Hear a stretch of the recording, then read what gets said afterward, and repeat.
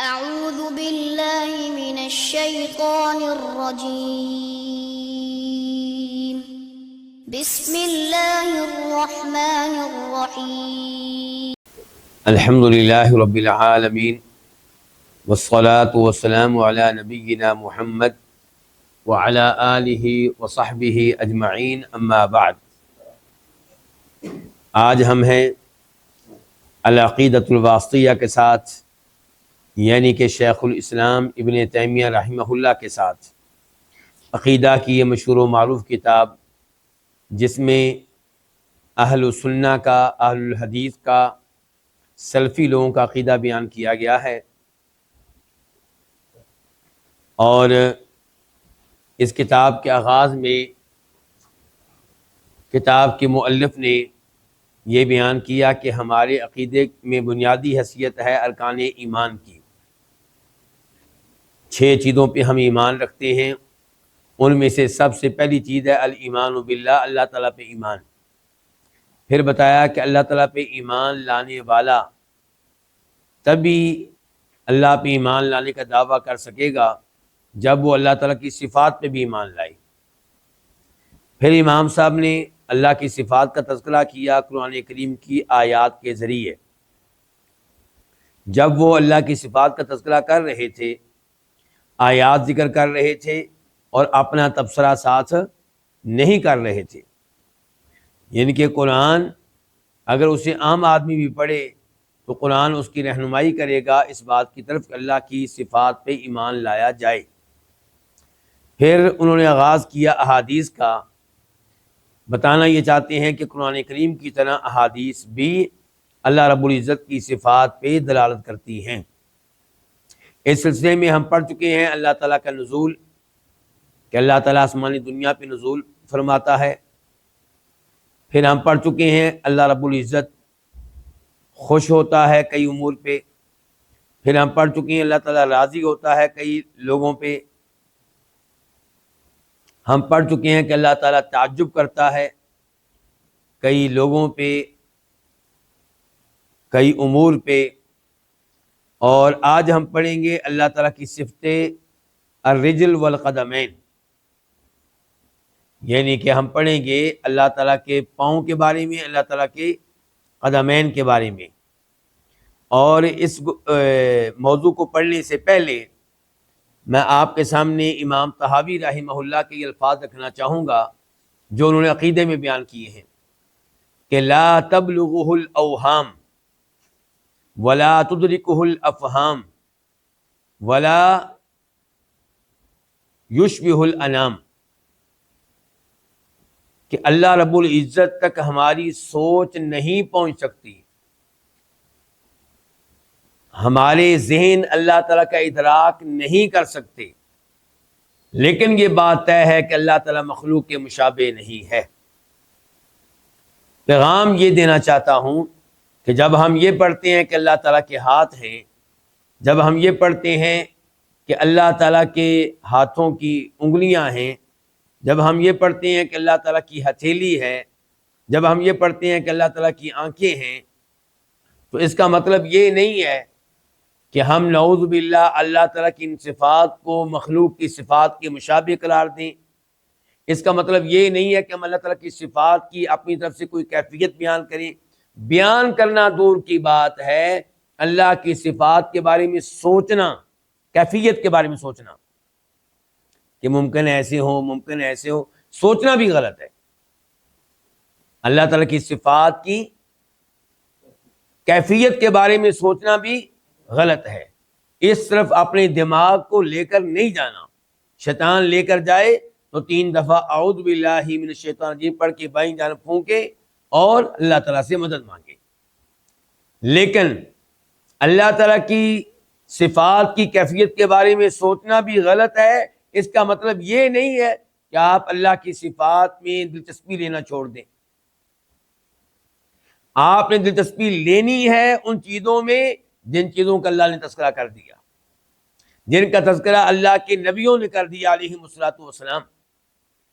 تو اگر ہم نے اللہ کی صفات میں دلچسپی نہیں لینی تو اللہ نے صفات کیوں بیان کی ہیں؟ اور پھر اللہ تعالیٰ ہمیں کیوں ترغیب دیتے ہیں کہ ہم اللہ تعالیٰ کے ناموں کو سیکھیں، اللہ کی صفات کو سیکھیں۔ کیوں ہم سے کہا جاتا ہے اعلموا ان اللہ شدید العقاب، جان لو کہ اللہ تعالیٰ سخت سزا دینے والا ہے، جان لو کہ اللہ بخشنے والا ہے، جان لو کہ اللہ تعالیٰ رحم کرنے والا ہے، جان لو کہ اللہ کی پکڑ بڑی سخت ہے۔ تو ہمیں ترغیب دی گئی ہے کہ ہم اللہ کی ذات میں دلچسپی رکھیں، لیکن دلچسپی وہاں تک جہاں تک ہمیں معلومات دی گئی ہیں، اس سے آگے نہیں، اس سے آگے کے بارے میں سوچنا غلط ہوگا۔ تو اب ہم نے آج پڑھنا ہے اللہ تعالیٰ کے قدمین کے بارے میں۔ اللہ کے قدمین یہ اللہ کی صفات میں سے ایک صفت ہے، یہ اللہ کی ذاتی صفت ہے یا فعلی؟ ذاتی صفت ہے، اور یہ اللہ تعالیٰ کی خبری صفت ہے۔ کیا مطلب؟ کہ یہ اللہ تعالیٰ کی صفات میں سے وہ صفت ہے جس کا علم صرف قرآن و حدیث سے ہوتا ہے، عقل یہاں پہ کچھ نہیں کر سکتی، عقل یہاں پہ کچھ نہیں کر سکتی۔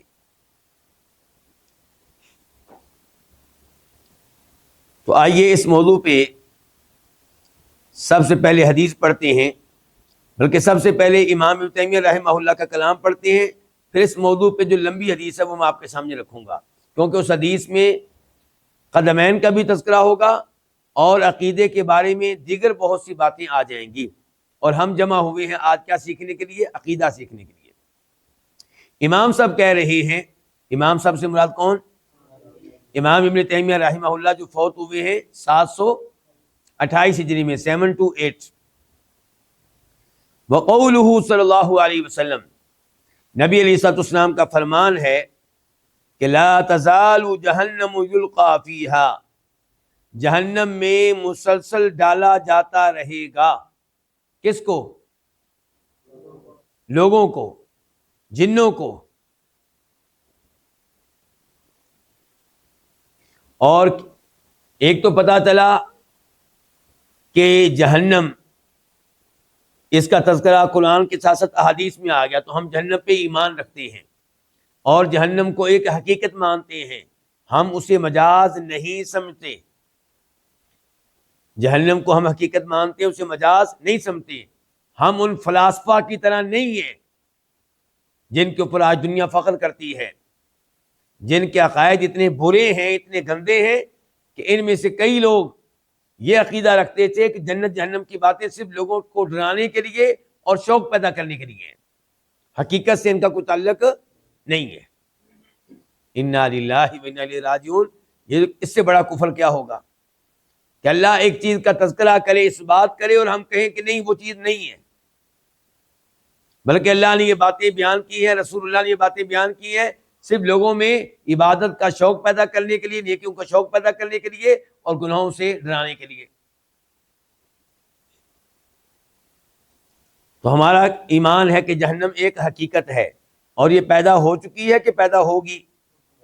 پیدا ہو چکی ہے۔ اعدت للکافرین، یہاں پہ کہا گیا جہنم میں ڈالا جاتا رہے گا، یعنی کہ لوگوں کو۔ تو یہ الفاظ کیا بتا رہے ہیں کہ جہنم میں جن کو لے جایا جائے گا بڑی عزت سے لے جایا جائے گا، یا توہین کے انداز میں ان کو ڈالا جائے گا؟ توہین کے انداز میں، کوئی ان کی عزت نہیں ہے۔ اللہ رب العزت اس رسوائی سے ہمیں محفوظ رکھے۔ وہی تقول، جبکہ جہنم کہہ رہی ہوگی، جہنم، یہ جہنم کا گفتگو کرنا یہ ایک حقیقت ہے یا مجازن کہا گیا ہے؟ جی، یہ ایک حقیقت ہے، لیکن جہنم تو ایک بے جان چیز ہے، اس میں روح تو نہیں ہوتی۔ بے جان چیزیں کیسے کلام کر سکتی ہیں؟ جس اللہ نے میرے اور آپ کے منہ میں موجود وہ گوشت کا ٹکڑا جس کو زبان کہتے ہیں، اس میں بولنے کی طاقت ڈال دی ہے، تو اس کے لیے باقی بے جان چیزوں کو بولنے کی طاقت دینا کون سا مشکل ہے؟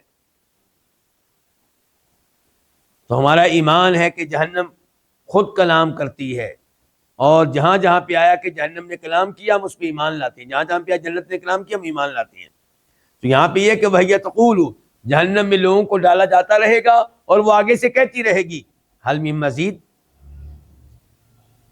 کیا مزید لوگ بھی ہیں، مزید بھی ایسے ہیں جن کو جہنم میں ڈالا جائے گا. گویا کہ جہنم کہے کہ آنے دو ان کو، تاکہ اللہ کے ان مجرموں کو میں سزا دوں، عبرت کا نشان بناؤں. حتی یضع رب العزت فیہا رجلہ، حتیٰ کہ رکھے گا رب العزتی، عزت کا رب. کیا مطلب ہے عزت کا رب؟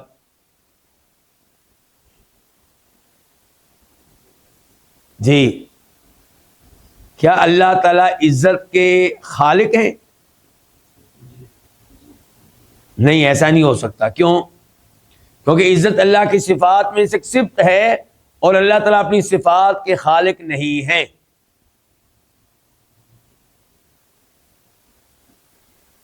جیسے اللہ تعالیٰ ہمیشہ سے ہے، اللہ کی صفات بھی ہمیشہ سے.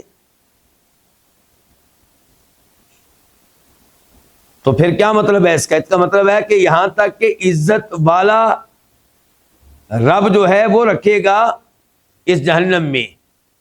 عزت والا رب کا معنی کیا ہوگا؟ صاحب. یہاں تک کہ رکھے گا عزت والا رب فیہا، جہنم میں، رجلہ، اپنا رجل، اپنا قدم. وفی روایت، اور ایک روایت میں علیہا قدمہ، کہ عزت والا رب رکھے گا اس کے اوپر اپنا قدم. تو اس سے پتا چلا کہ فیہا سے مراد کیا تھا؟ علیہا. جیسا کہ اللہ تعالیٰ فرماتے ہیں ایک اور مقام پہ سورہ طٰہٰ آیت نمبر 71 وَلَأُصَلِّبَنَّكُمْ فِي جُذُوعِ النَّخْلِ. فرعون کہہ رہا ہے کن سے؟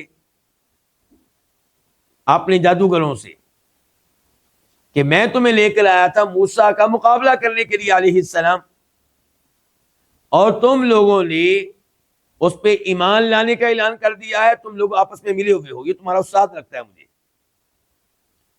اور میں تمہیں عبرت کا نشان بناؤں گا.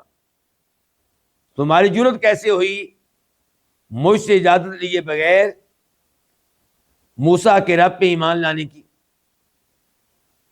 وَلَأُصَلِّبَنَّكُمْ، میں لازمی طور پہ تم کو سولی پہ چڑھاؤں گا. اور سولی کہاں دوں گا؟ فی جذوع النخل، کھجور کے درختوں کے تنوں میں، یا تنوں کے اوپر؟ تنوں کے اوپر. لیکن لفظ کیا ہے؟ فی. تو یہ فی بمعنی علا ہے. اسی طرح یہاں پہ عزت والا رب رکھے گا جہنم پہ اپنا قدم. فَيَنزَوِي بَعْضُهَا إِلَى بَعْضٍ، تو جہنم کا ایک حصہ دوسرے حصے کے ساتھ سمٹ جائے گا. فَتَقُولُ قَدْ قَدْ، تو جہنم کہے گی قد قد، بس بس بس، یعنی کہ اب مجھ میں کوئی جگہ نہیں رہی. اللہ تعالیٰ کے قدم رکھنے سے جہنم سمٹ جائے گی، خالی جگہ ختم ہو جائے گی. اس حدیث کو روایت کی امام بخاری رحمہ اللہ نے اور امام مسلم نے.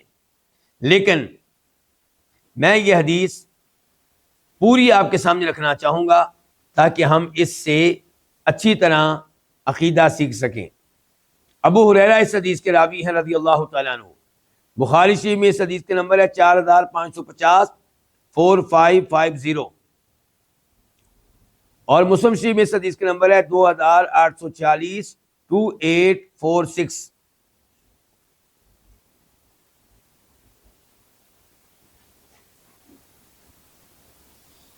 نبی علیہ الصلوۃ والسلام نے فرمایا تحاجت الجنت والنار، جنت و جہنم کا آپس میں بحث و مباحثہ ہوا، آپس میں جھگڑا ہوا. فقالت النار، جہنم کہنے لگی اوثرت بالمتکبرین والمتجبرین، مجھے ترجیح دی گئی ہے تکبر کرنے والے لوگوں کے ساتھ اور جابر اور سرکش قسم کے لوگوں کے ساتھ.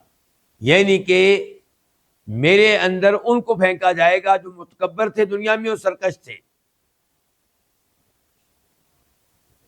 اللہ کا شکر ادا کیا کریں کہ اللہ نے مجھے اور آپ کو ان میں سے بنایا ہے جو آسانی کے ساتھ اللہ کی ہر بات کو مان لیتے ہیں، اللہ کے رسول کی ہر بات کو مان لیتے ہیں علیہ الصلوۃ والسلام۔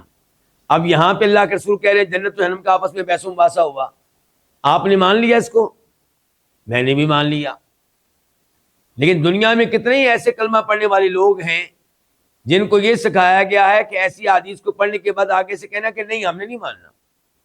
وہ لفظ یہ نہیں بولتے نہیں ماننا، لفظ میٹھا بولیں گے کیا کہ یہ حقیقت میں مبنی نہیں ہے، یہ مجازن کہا جا رہا ہے، حقیقتاً کوئی بحث و مباحثہ نہیں ہوا، تو انکار تو کر دیا نا، کیا کہہ رہے حقیقتاً کوئی بحث و مباحثہ نہیں ہوا، یہ مجازی طور پہ کہا گیا ہے۔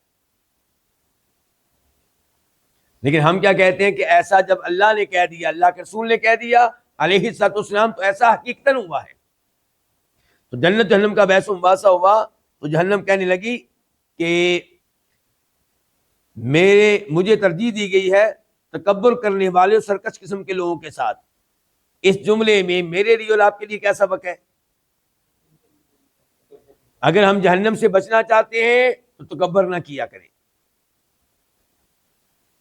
اور تکبر کی تعریف کیا ہے، یہ بھی ہمارا بہت بڑا مسئلہ ہے۔ تکبر کی تعریف کیا ہے؟ تکبر کی تعریف خود اللہ کے نبی نے کی ہے، خود اللہ کے نبی نے بتایا علیہ الصلوۃ والسلام کہ تکبر کیا ہے۔ فرمایا الکبر بطر الحق وغمط الناس، تکبر یہ ہے کہ لوگوں کو حقیر جاننا اور حق بات کو ریجیکٹ کر دینا، لوگوں کو حقیر جاننا اور حق بات کو ریجیکٹ کر دینا۔ تو تکبر دو طرح کا ہو گیا۔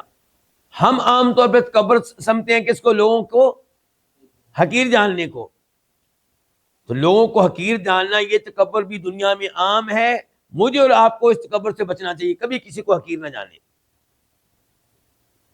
اور ہمیں پتہ ہونا چاہیے جنت میں عام طور پہ وہی لوگ ہوں گے جن کو دنیا حقیر جانتی ہے، جن کو دنیا حقیر جانتی ہے۔ اور تکبر کا دوسرا یعنی کہ جو وصف ہے وہ کیا ہے؟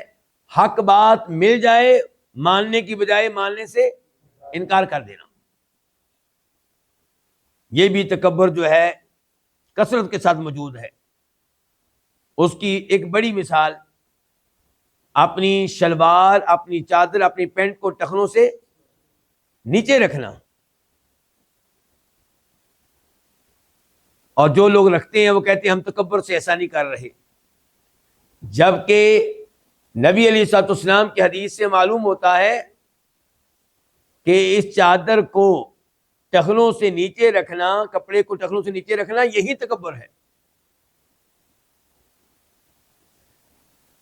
تکبر کیسے نہ ہوا کہ اللہ کے رسول نے اس چیز سے منع کیا تھا، آپ منع نہیں ہوئے، آپ آگے سے اکڑ گئے ہیں، آپ اپنے آپ کو نبی علیہ السلام کی حدیث سے اوپر سمجھتے ہیں، یہی تو تکبر ہے۔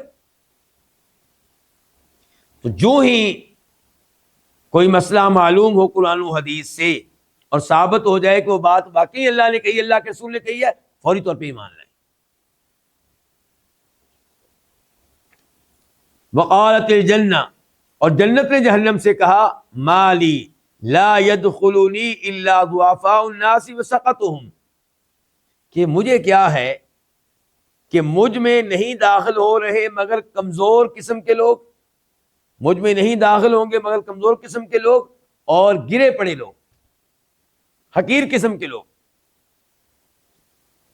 جن کو آپ کچھ نہیں جانتے تھے، جن کا آپ کی نگاہوں میں کوئی مقام و مرتبہ نہیں تھا، یہ آپ کو جنت میں نظر آئیں گے۔ مدرسوں کے جو طالب علم ہیں، کیا ہمارا معاشرہ ان کو کوئی حیثیت دیتا ہے؟ حقیر جانتے ہیں ان کو۔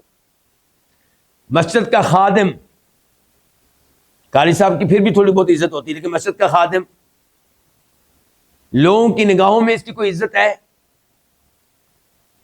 جبکہ نبی علیہ السلام کے ہاں کیا مقام تھا مسجد کے خادم کا، مسجد کی خادمہ کا، کہ جب وہ عورت فوت ہوئی جو مسجد میں جھاڑو دیا کرتی تھی اور آپ کو پتا چلا کہ فوت ہو چکی ہے، جنازہ پڑھا جا چکا ہے، دفن کیا جا چکا ہے، تو آپ ناراض ہوئے مجھے کیوں نہیں بتایا؟ پھر آپ کچھ صحابہ کرام کو لے کر اس کی قبر پہ گئے، قبر پہ کھڑے ہو کے اس کی نماز جنازہ ادا کی۔ یہ ہے مقام مسجد کے خادم کا، مسجد کی خادمہ کا۔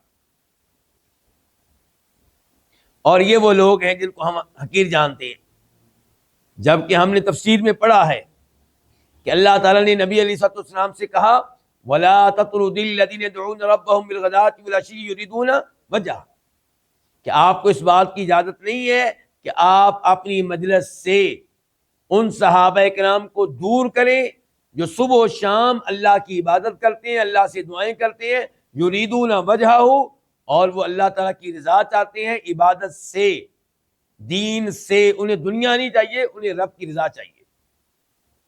اور اس آیت کی تفسیر میں کیا آتا ہے کہ یہ کون سے صحابہ کرام تھے جن کو دور کرنے کا مطالبہ کیا جا رہا تھا؟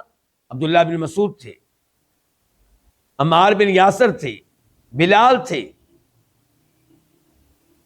گویا کہ اہل مکہ، مشرکین مکہ ان لوگوں کو حقیر جانتے تھے، اور آپ سے کہا گیا ہم آپ کی مجلس میں بیٹھنے کے لیے تیار ہیں، آپ کے ساتھ گفتگو کرنا چاہیں گے، بس ان کو اٹھا دیں۔ آپ علیہ الصلوۃ والسلام اس موضوع پہ سوچ رہے تھے، کیوں؟ اس وجہ سے نہیں کہ آپ کی نگاہوں میں بلال کا کوئی مقام نہیں ہے، عبداللہ بن مسعود کا کوئی مقام نہیں ہے، آپ ان صحابہ کرام کو بہت اہمیت دیتے تھے۔ صرف آپ ہر موقع پہ یہ چاہتے تھے کہ یہ لوگ بھی جہنم کی آگ سے بچ جائیں، وہ بھی بچ جائیں، یہ بھی بچ جائیں۔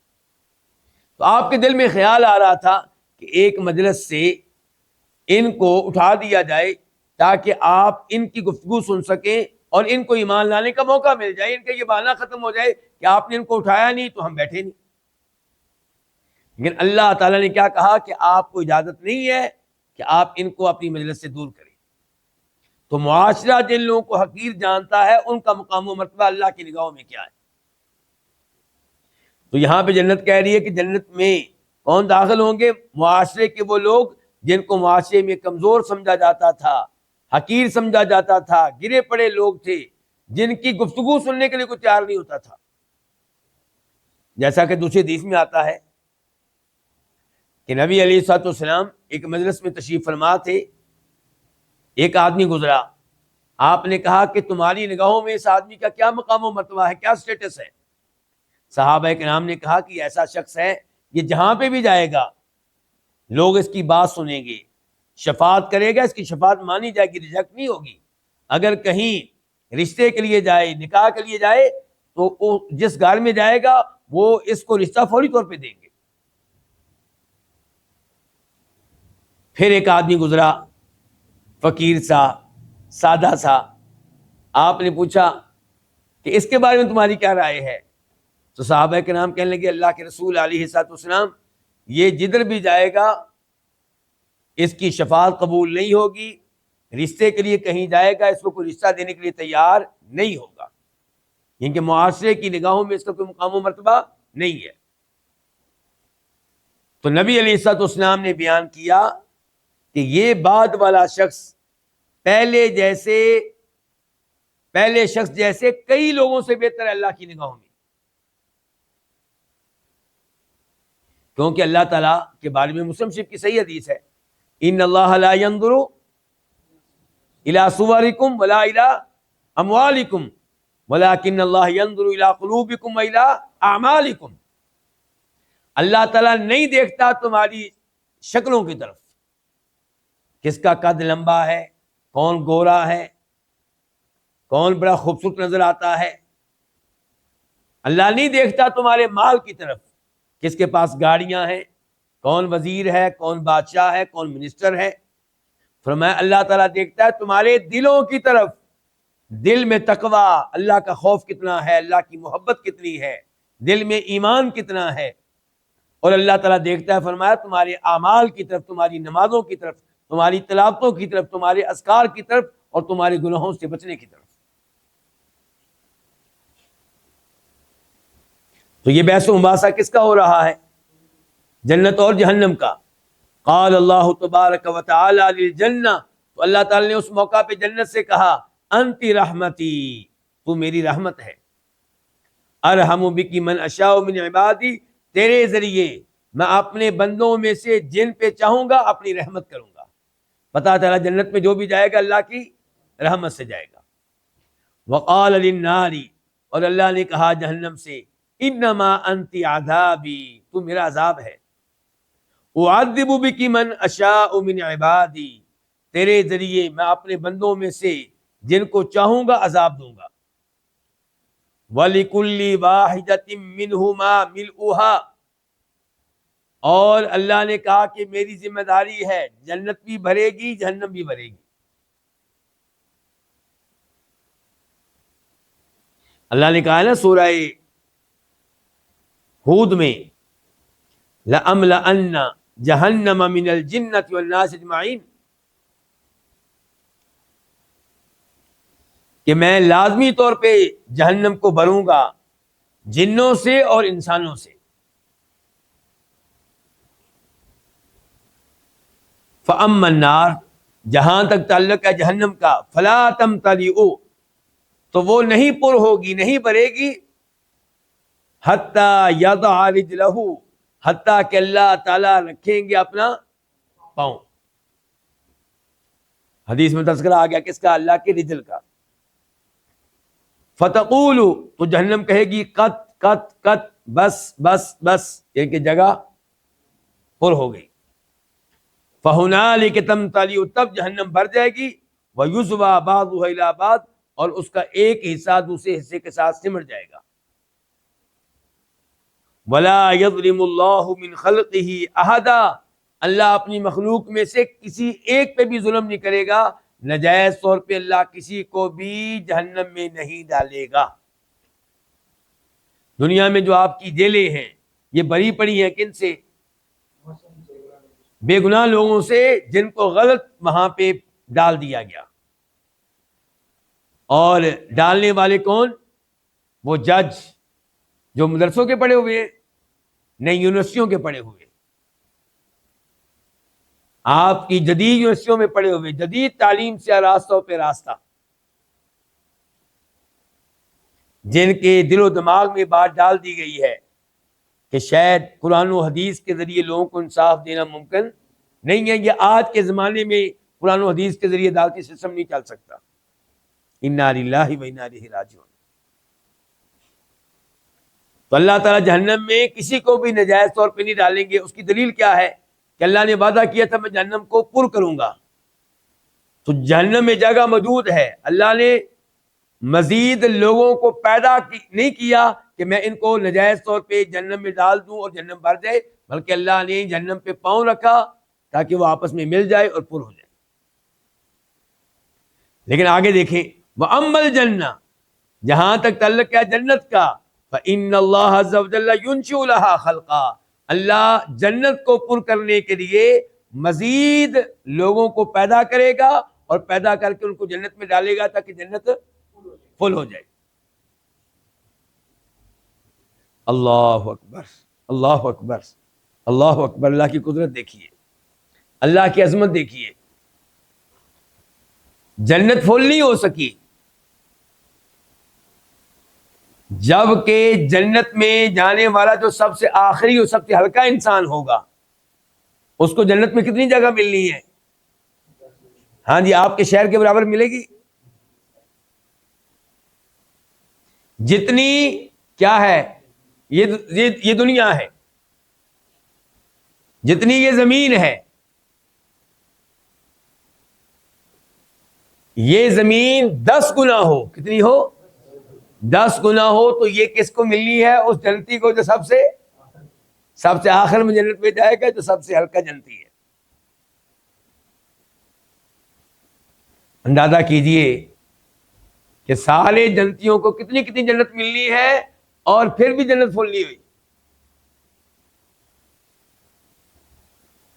تو اللہ کا فضل و کرم دیکھیے، اللہ تعالیٰ جنت میں داخل کرنے کے لیے مزید لوگوں کو پیدا کرے گا اور پھر ان کو جنت میں جگہ دے دے گا. لیکن جہنم میں اللہ تعالیٰ ایسا نہیں کرے گا. کیا پتہ چلا کہ اللہ کسی پہ ظلم کرنے والا نہیں ہے. تو اس حدیث سے پتہ چلا کہ اللہ تعالیٰ کا رجل ہے. قدم ہے اللہ تعالیٰ کا، الحمدللہ۔ اب ہم آتے ہیں دوسری دلیل کی طرف۔ کس چیز کی دوسری دلیل؟ اللہ تعالیٰ کے قدمین کے بارے میں۔ عبداللہ ابن عباس رضی اللہ عنہما کہتے ہیں، یہ عبداللہ ابن عباس کا اپنا قول ہے، کہتے ہیں الکرسی موضع قدمیہ، کہ یہ جو قرآن میں آیا وسیع کرسیہ السماوات والارض، اللہ کی کرسی آسمانوں سے زیادہ وسعت رکھتی ہے، زمین سے زیادہ بولیے وسعت رکھتی ہے۔ یہ کرسی کیا چیز ہے؟ عبداللہ بن عباس کہتے ہیں الکرسی موضع قدمیہ، اللہ کے قدمین کی جگہ ہے، قدمین رکھنے کی جگہ ہے، پاؤں رکھنے کی جگہ ہے۔ اللہ اکبر۔ اور اسی بھی پتہ چلا کہ کرسی بھی ایک حقیقت ہے، ایک جسم ہے، یہ کوئی مجازی چیز نہیں ہے، کیونکہ کچھ علماء کہتے ہیں کرسی سے مراد ہے اللہ کا علم، وسیع کرسی السماوات والارض، اللہ تعالیٰ کے علم نے آسمان و زمین کا احاطہ کر رکھا ہے۔ کچھ کہتے ہیں کہ کرسی سے مراد ہے اللہ کا اقتدار، جیسے ہم کہتے ہیں نا کرسی، ہم کیا کہتے ہیں سیاستدان کرسی کی خاطر لڑ رہے ہیں، تو کہتے ہیں کرسی سے مراد ہے اللہ کی حکومت، وسیع کرسی السماوات والارض، یعنی کہ اللہ کی حکومت آسمانوں پہ بھی اور زمین پہ بھی ہے۔ یہ سب تعویلیں ہیں، یہ سب اللہ تعالیٰ کی باتوں کا انکار کرنا ہے، اور ہم الحمدللہ اللہ کی باتوں کا انکار کرنے والے نہیں، اللہ کی باتوں کو ماننے والے ہیں۔ تو ہم کیا کہتے ہیں کہ کرسی سے مراد کرسی ہے۔ وہ الگ بات ہے کہ کرسی میں کیا ہوتا ہے، فرق ہوتا ہے۔ جس کرسی پہ بیٹھنے کا کبھی کسی مزدور کو موقع ملتا ہے کسی جگہ، وہ کرسی، اور جس کرسی پہ کسی ملک کا بادشاہ بیٹھتا ہے، اس میں بہت بڑا فرق ہوتا ہے۔ تو اللہ کی کرسی اور مخلوق کی کرسی میں بہت فرق ہے، لیکن ہم اس کی تفصیلات یا اس کی کیفیت اپنی طرف سے بیان نہیں کر سکتے۔ تو بہرحال یہاں پہ اس قول کو پڑھ کے ایک تو پتا چلا کہ ہم نے کرسی پہ ایمان لانا ہے، اور دوسرے میں پتا چلا کہ کرسی ایک حقیقت ہے اور ایک جسم ہے، اور یہ کہ کرسی کیا ہے، اللہ کے قدمین رکھنے کی جگہ۔ عبداللہ بن عباس مزید کہتے ہیں والعرش لا يقدر احد قدرہ، کہ جہاں تک تعلق ہے عرش کا، تو عرش کی مقدار اس کا کوئی اندازہ ہی نہیں کر سکتا۔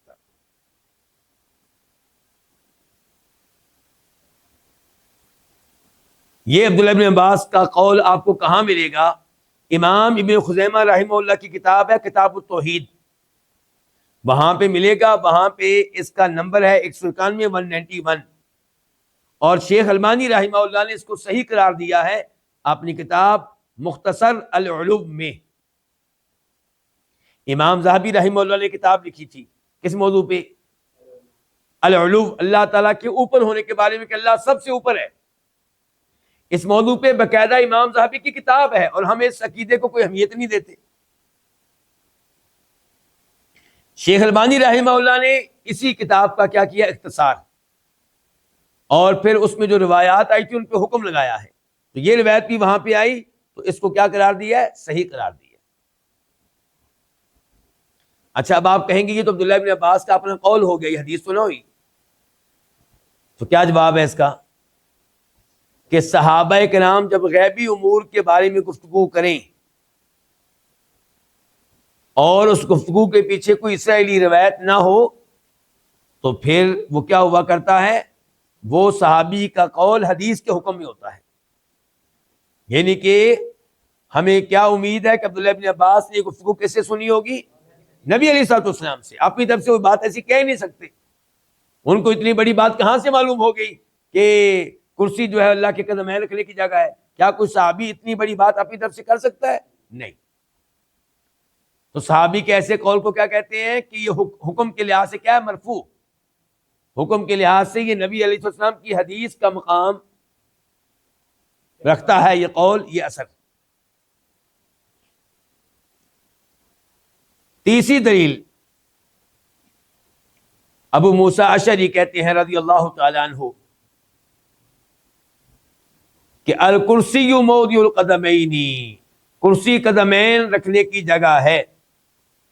اس کو روایت کے امام ابن ابی شیبہ نے اپنی کتاب العرش میں، امام احمد کے بیٹے عبداللہ نے اپنی کتاب السنہ میں، امام طبری نے اپنی کتاب تفسیر میں، اور امام بہقی نے اپنی کتاب الاسماء والصفات میں، اور امام بہقی کی کتاب میں اس کا نمبر ہے 859 اور شیخ البانی رحمہ اللہ نے اس کو بھی صحیح قرار دیا ہے اپنی کتاب مختصر العلوم میں۔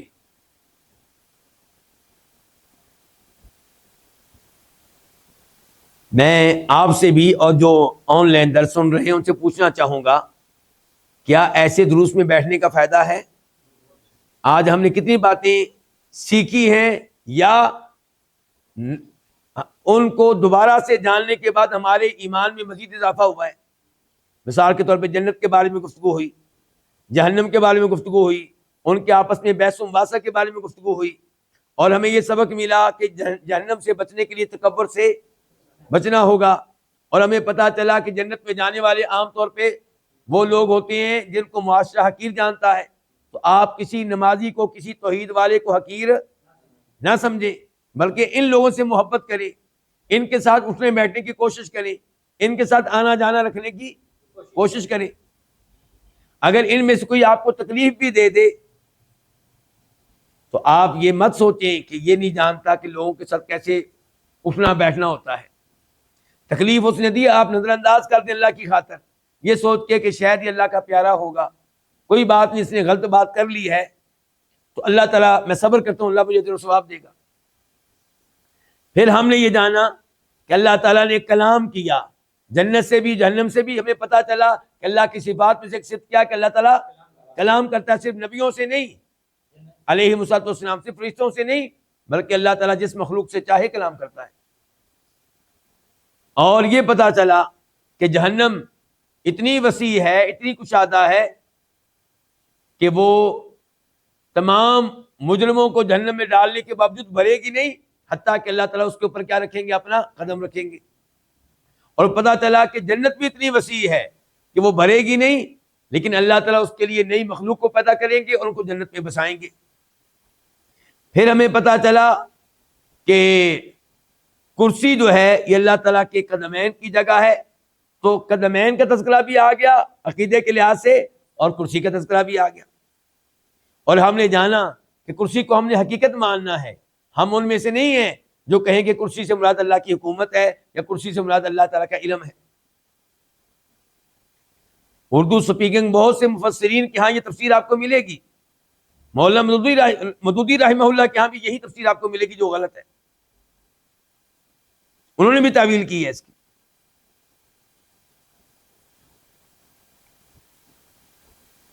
پھر ہمیں پتا چلا کہ ابو موسیٰ اشعری رضی اللہ تعالیٰ عنہ، انہوں نے بھی یہی کرسی کے بارے میں کہا جو عبداللہ بن عباس نے کہا ہے۔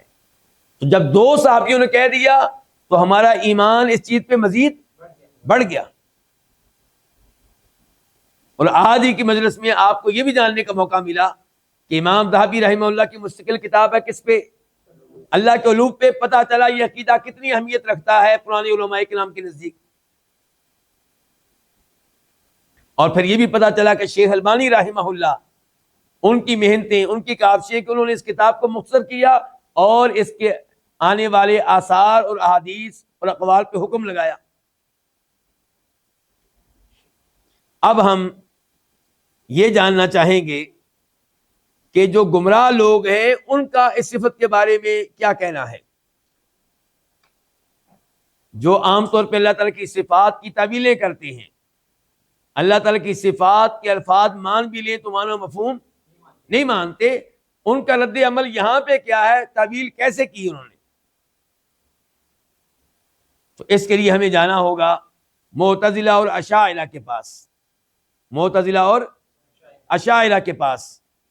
میں کہہ چکا ہوں آپ سے پہلے بھی کہ معتزلہ اشاعرہ بطور، خصوصاً معتزلہ بطور گروہ جماعت شاید آپ کو دنیا میں آج کل نہ ملے، لیکن ان کے عقائد بکھرے ہوئے آپ کو آج بھی ملیں گے.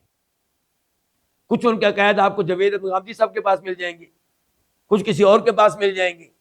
وہ عقائد ختم نہیں ہوئے, عقائد ختم. مثال کے طور پہ معتزلہ کا عقیدہ تھا کہ قرآن کریم اللہ کی صفت نہیں بلکہ کیا ہے, مخلوق ہے. تو آپ عمان میں چلے جائیں, وہاں پہ عبادیہ موجود ہیں, جو وہاں پہ سرکاری ان کا مذہب ہے. ان کا عقیدہ کیا ہے کہ قرآن مخلوق ہے. ان کا عقیدہ یہ ہے کہ اللہ تعالیٰ کو دیکھنا ممکن نہیں آخرت میں بھی. تو آپ یہ ذہن میں رکھا کریں کہ یہ غلط عقائد آپ کے دائیں بائیں موجود ہیں, آپ نے ان سے بچنا ہے. یہ نہ سوچا کریں کہ علماء ہمیں پرانے لوگوں کی باتیں ایسی بتاتے رہتے ہیں, فضول میں ہمارا وقت ضائع کرتے ہیں. نہیں, یہ عقائد موجود ہیں, ان عقائد کو پھیلانے والے بھی موجود ہیں, اور میرے اور آپ جیسے ہی وہ لوگ ہیں جو ان عقائد کو قبول کر لیتے ہیں. تو اب معتزلہ یہ ہوگا. اشاعرہ کی طرف آ جائیں تو میں کئی دفعہ یہ کہہ چکا ہوں کہ ہمارے اردو سپیکنگ ممالک میں عام طور پر جو لوگ موجود ہیں یہ عقیدے کے لحاظ سے اشاعرہ کے قریب ہیں. اپنے آپ کو ویسے ہی ماتریدی کہتے ہیں, لیکن یہ کن کے قریب ہے؟ اشاعرہ کے قریب ہے.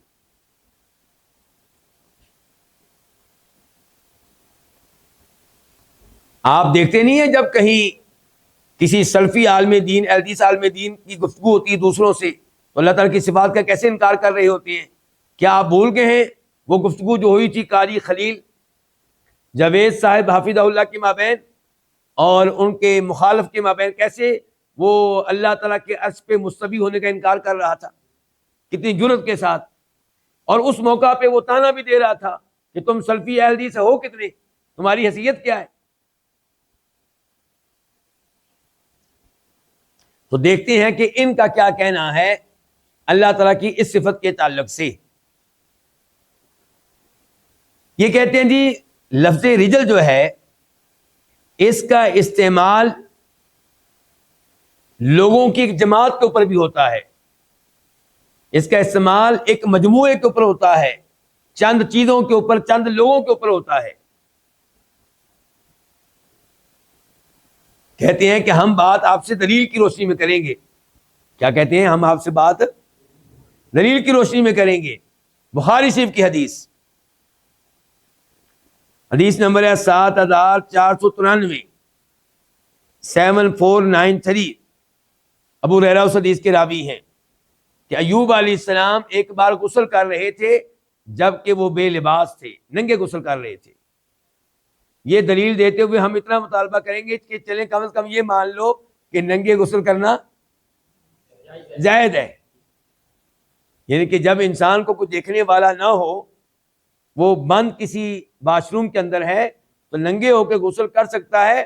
انبیاء کرام علیہ السلام سے ثابت ہے, جیسا کہ موسیٰ علیہ السلام سے ثابت ہے. اور اب ایوب علیہ السلام کا تذکرہ آ گیا تو وہ یعنی کہ غسل کر رہے تھے اور اس وقت انہوں نے کپڑے اتارے ہوئے تھے, تو ان کے اوپر گرنے لگی سونے کی ٹڈیاں. کیا گرنے لگی؟ سونے کی ٹڈیاں. تو وہاں پہ الفاظ یہ آئے ہیں خر علیہ رجلو, ہمارا موضوع رجل ہے. خر علیہ رجلو جراد من ذہب, ان پہ سونے کی ٹڈیوں کا ایک مجموعہ گرا. رجل کا معنی یہاں پہ کیا؟ مجموعہ, یعنی کہ ایک ٹڈی نہیں, کئی ٹڈیاں. ان کے اوپر سونے کی ٹڈیوں کا ایک مجموعہ گرا. تو کہتے ہیں کہ اس حدیث سے پتہ چلا کہ رجل کا ایک معنی کیا ہوتا ہے؟ جماعت, گروہ, مجموعہ, چند چیزیں. ویسے میں حدیث مکمل کر دوں تو اللہ تعالیٰ نے ایوب علیہ السلام کو آواز دی. لو جی, جس حدیث میں ہمیں لے کر گئے وہاں پہ صفات ثابت ہونا شروع ہو گئی ہیں. اللہ تعالیٰ نے کیا دی؟ ایوب علیہ السلام کو آواز دی. آواز دی, ناداہو. پتہ چلا اللہ جب کلام کرتا ہے تو اللہ کے کلام میں آواز ہوتی ہے. ایوب علیہ السلام نے آواز دی. ایوب علیہ السلام کو اللہ تعالیٰ نے آواز دی کہ اے ایوب, کیا ہم نے آپ کو اتنا مال نہیں دیا کہ ہم نے آپ کو اس سے مستغنی کر دیا جو آپ جمع کر رہے ہیں؟ کیونکہ ایوب علیہ السلام سونے کی ٹڈیوں کو اپنے کپڑے میں جمع کرنا شروع ہو گئے. سونے کی ٹڈیوں کو انہوں نے اپنے کپڑے میں کیا کرنا شروع کر دیا؟ ڈالنا شروع کر دیا. تو اللہ تعالیٰ نے آواز دی کہ کیا ہم نے آپ کو اس سے مستغنی نہیں کر دیا؟ تو ایوب علیہ السلام نے کہا کیوں نہیں ہے اللہ، تو نے مجھے بہت کچھ دیا ہے، تو نے مجھے مستغنی کر دیا ہے، لیکن میں تیری طرف سے اترنے والی اس برکت سے مستغنی نہیں ہوں. تیری طرف سے اترنے والی اس برکت سے مستغنی اور بے نیاز نہیں ہوں. تو اس حدیث میں انہوں نے کہا کہ دیکھیں لفظ رجل آیا ہے، اور یہاں پہ رجل کا معنی کیا کیا گیا ہے؟ مجموعہ، چند، ایک. تو اس حدیث میں جو تم نے حدیث پیش کی، ہمیں وہ کہہ رہے ہیں جو حدیث تم نے پیش کی بخاری شریف کی، کہ اللہ تعالیٰ رکھیں گے جہنم پہ رجلہ، تو اس کا معنی ہوگا جماعتہ ہو. اللہ تعالیٰ اپنی جماعت کو رکھیں گے. مراد جہنمی لوگ. مراد کون؟ جہنمی. بولیے مراد کون؟ جہنمی لوگ. اچھا جی، اب ہم کیا کہیں گے؟ ہمارا پہلا جواب یہ ہے کہ بھائی تھوڑا سا غور تو کر لو، تھوڑی سی شرم کر لو. یہ کیا کہہ رہے ہو کہ اللہ تعالیٰ جہنمیوں کو کہیں گے کہ میری جماعت؟ اللہ کے نبی علیہ السلام یہ کہیں گے جہنمیوں کو کہ اللہ تعالیٰ اپنی جماعت کو جہنم میں ڈالیں گے؟ ایسے مجرم لوگوں کی نسبت اللہ تعالیٰ اپنی طرف کریں گے؟ یہ کیسے ممکن ہے؟ ویسے بھی رجل کا مشہور و معروف معنی کیا ہوتا ہے؟ پاؤں، قدم. تو آپ رجل کا وہی معنی مراد لیں جو مشہور و معروف ہے.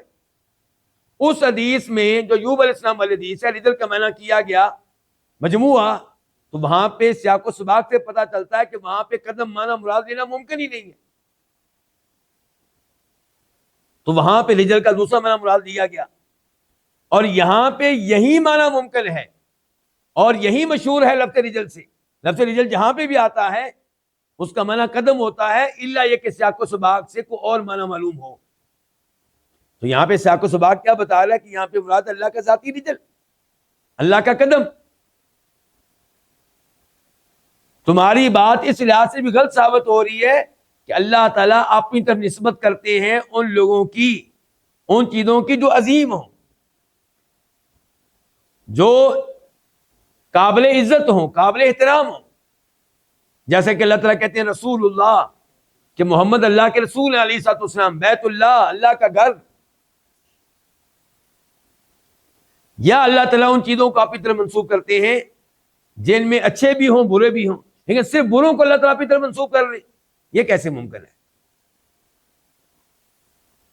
دوسرے نمبر پہ مان لیا، فرض کر لیتے ہیں تمہاری یہ تعبیر ٹھیک ہے، تو ساتھ ہی دوسری بخاری کی روایت میں آ گیا قدمہ. اللہ کیا کریں گے؟ اپنا قدم رکھیں گے. ایک حدیث میں آ گیا رجل، ایک میں آ گیا قدم، کہ اللہ تعالیٰ اس پہ اپنا قدم رکھیں گے. تو اس سے پتا چلا کہ رجل سے مراد قدم ہی تھا.